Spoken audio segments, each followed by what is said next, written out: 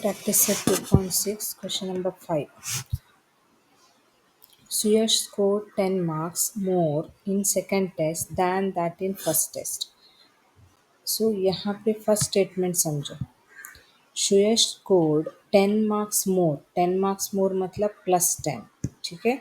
In second test. सो कौन सी test से उनको 10 मार्क्स ज़्यादा मिले हैं दैन दैट इन फर्स्ट. मतलब let the marks scored by Suyash in first unit test be x. Then the marks scored by him in second unit test be x plus 10. ठीक है. First test का x है तो second test में 10 marks मोर मिला है ना, so x plus 10. Test 5 times मतलब 5 into the score of the second test. Score of the second test क्या है? x plus 10. 5 into x plus 10 bracket के साथ लिखनी है. इज सेम एज मतलब equal as square of the score in first test. Square of the score in first test मतलब first test का score x है और उसका स्क्वायर है. ठीक है. ये इक्वेशन होगा. फिर से समझो. यहाँ पे 5 times the score of the second test. Second test का स्कोर x प्लस 10 है तो 5 टाइम्स मतलब 5 मल्टीप्लाई करनी है. इज सेम एज मतलब इक्वल स्क्वायर ऑफ मतलब ये square of the first test x है ना, सो ये इक्वेशन है. अभी इसको सिंप्लीफाई कैसे करेंगे? 5 इंटू एक्स 5x प्लस बीच का प्लस ये वाला 5 into 10 50 is equal to x square. ठीक है. अभी एक्स स्क्वायर तो पॉजिटिव है ना, सो हम ऐसे लिखेंगे x square as it is लिखेंगे.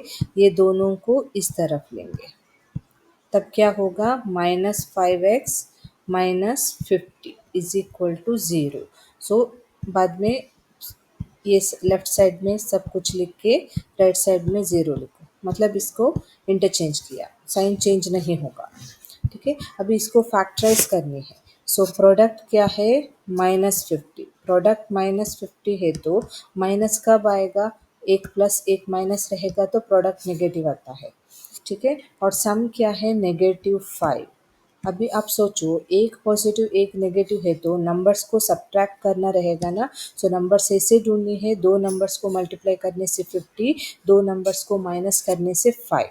सो 10 5s आर 50. 10 माइनस 5 5. करेक्ट है. सो यहाँ पे सम में नेगेटिव साइन है ना, सो बिगर नंबर नेगेटिव होगा, स्मॉलर नंबर पॉजिटिव होगा. ये हमारा दो फैक्टर्स है. सो अभी सिंप्लीफाई करो. X square plus 5x minus 10x. ये 5x यहाँ का, 10 नेगेटिव 10x यहाँ का, और बीच का नेगेटिव 5x लिखेंगे नहीं, और लास्ट का -50 equal to 0. I repeat, first term and last term as it is नीचे लिखा है, और बीच का -5x के बदले में हमने लिया +5x -10x जो फैक्टर्स फाइंड किए थे. अभी 4 टर्म्स हुआ ना, 1 2 3 4. इसका दो टर्म्स का ग्रुप बनाएंगे और इसमें कॉमन बाहर लेना है. एक्स स्क्वायर एंड एक्स में से एक्स कॉमन है तो अंदर क्या बचेगा? एक्स प्लस 5x में से x बाहर है तो 5 रहेगा. यहाँ पे -10, सो यहाँ पे x, और नेगेटिव बाहर लिया तो जो ऊपर का साइन है वो उल्टा हो जाता है, that is positive. 10 how many times 50? 10 5s are 50 is equal to 0.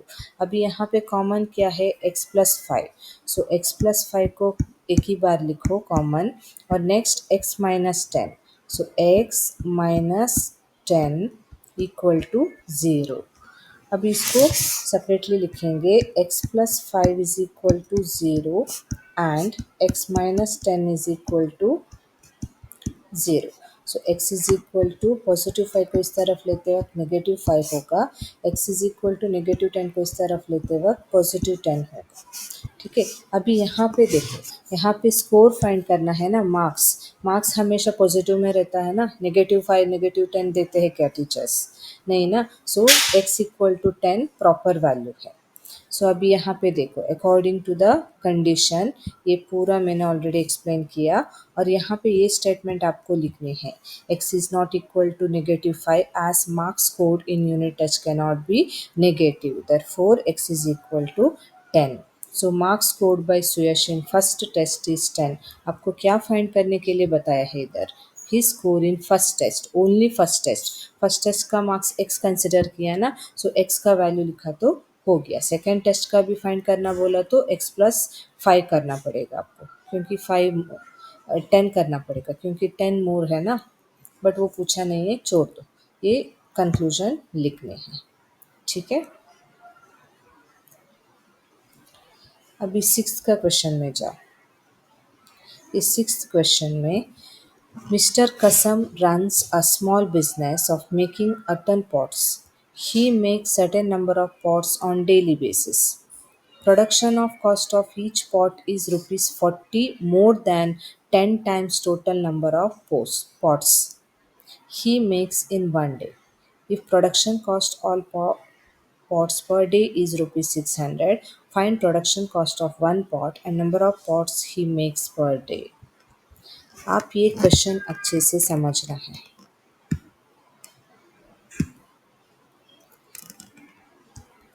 यहाँ पे mister Kasam runs a small business of making earthen pots, वो पॉट बनाने का बिजनेस में है।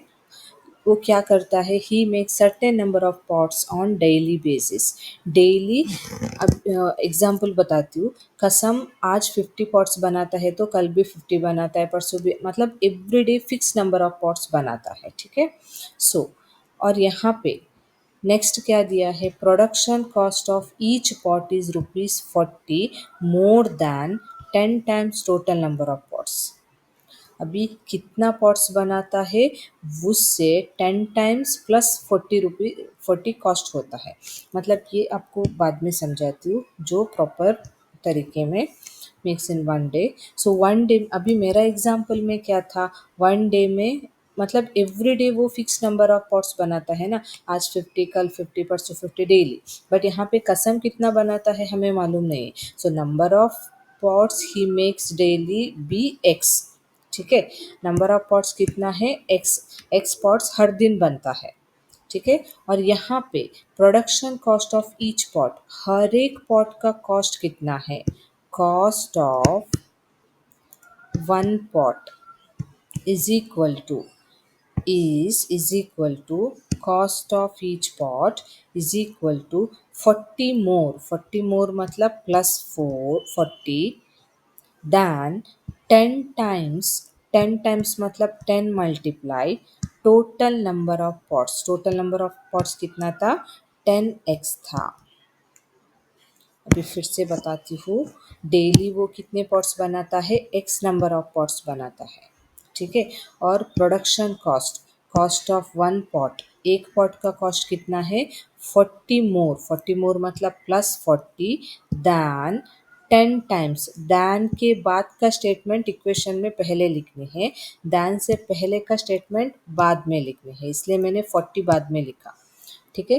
प्लस 40 लिख के बाद में यहाँ पे दैन 10 टाइम्स मतलब 10 multiply total number of pots, total number of pots कितना बनाता है पर डे एक्स।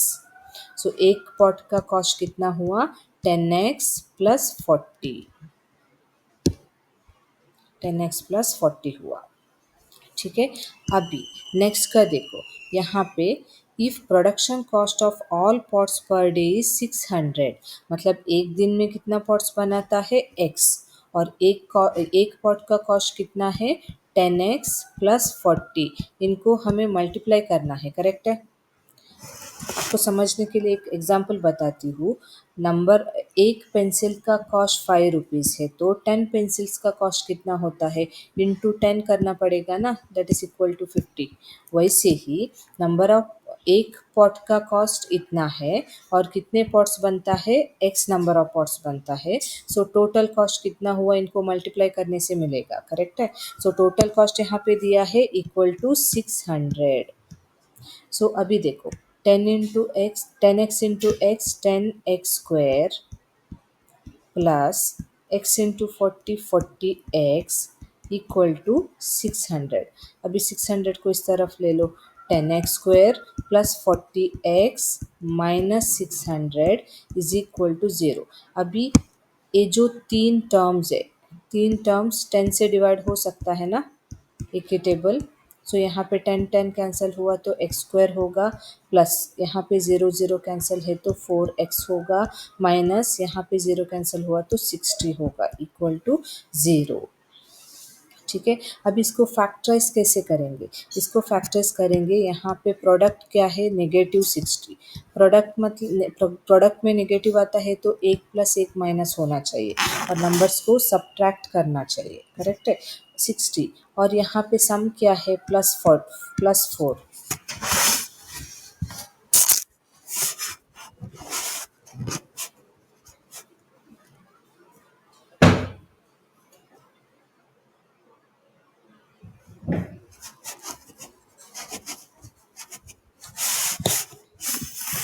सो अभी हम फैक्टर्स कैसे ढूंढेंगे, डायरेक्टली भी कर सकते हैं कौन सी टेबल से। यहाँ पे 10 इंटू 6 60, 10 माइनस 6 4, करेक्ट है। सो अभी यहाँ पे सम का, ये सम है ना, बीच का नंबर। सो सम का जो साइन क्या है, पॉजिटिव। सो सम का साइन पॉजिटिव है तो हम क्या करेंगे, बिगर नंबर पॉजिटिव लेंगे, स्मॉलर नंबर नेगेटिव लेंगे। अब यहाँ पे फैक्टराइज करो, first term as it is और बीच का टर्म के बदले में हम लेंगे फैक्टर्स +10x माइनस 6x और लास्ट का term as it is -60 equal to 0।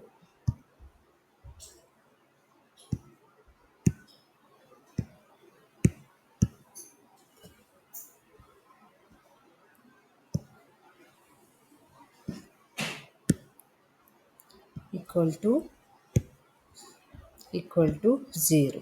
So अभी first and second term, third and fourth term group बनानी है।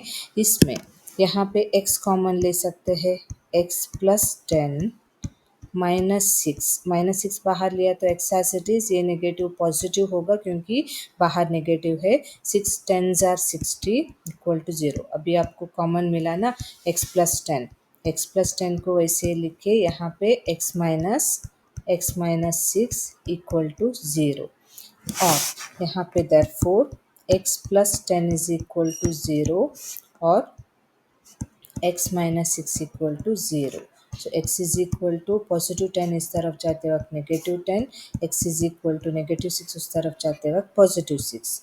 सो यहाँ पे नंबर ऑफ पॉट्स कितने हैं, 6, क्योंकि नंबर ऑफ पॉट्स -10 नहीं हो सकता, करेक्ट है। सो नंबर ऑफ पॉट्स 6 है। और अभी क्वेश्चन में आप देखो क्या फाइंड करने के लिए बताया है, find the production cost of one pot and the number of pots ही मेक्स पर डे।